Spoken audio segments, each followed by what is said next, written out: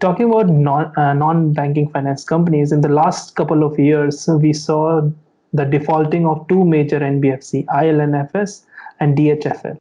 The major reason behind this was the rollover risk associated with using short-term credit for lending long-term loans. The constant refinancing and asset liability mismatch aggravate the problem. What, according to you, are the alternatives that can be used by NBFC to decrease the risk of defaulting? Good question. Again, two things. You quoted two names. I won't go into the specific any individual entity, but for the sake of a good discussion and understanding, first let us understand that both are NBFCs, but both by the business model and the line of activities are very different kind of things. So their problems would not have come for the similar reasons. The NBFCs, which are typically in the infra financing, initially their problems have become more.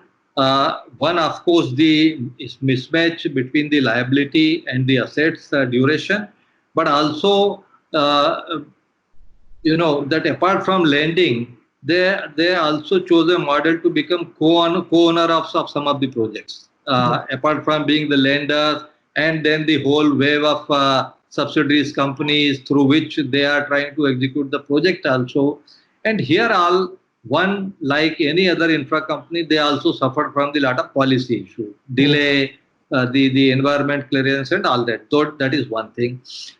Second, in trying to the fix their borrowing or their lending to the liability profile, it was insisted to try to fit the loan in a shorter duration than what should have been the logical for this kind of project.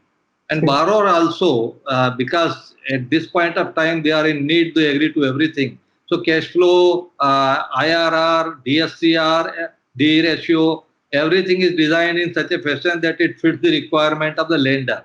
But it doesn't translate into reality. So that was one kind of problem. Elsewhere, yes, short-term liability, long-term assets created problem.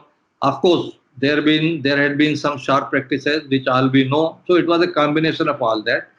The issue is what could be done about it.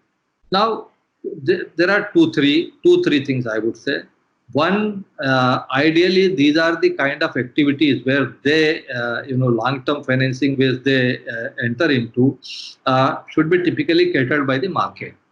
And that has been another, I think, most debated and long outstanding item in the Indian financial system, that is the development of an efficient bond market, which is not there. That would be the solution. These people need the long-term resources. So there are no long-term resources which are available for this kind of activity. So the requirement would be, when this is the given situation, these institutions should be able to follow the model what is called as the originate and distribute.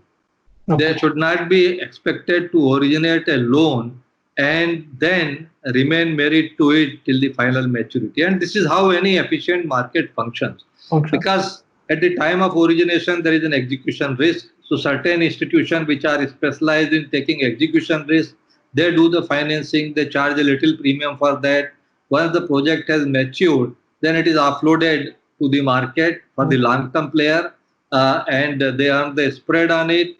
So, in the shape of IDF and all that, some efforts have been made in that direction. But despite these institutions having come into existence now more than 6-7 years, they have yet to get any traction. So ultimate solution would be that number one, there should be a good bond market. Number two, there should be a good supply of long-term resources for this institution.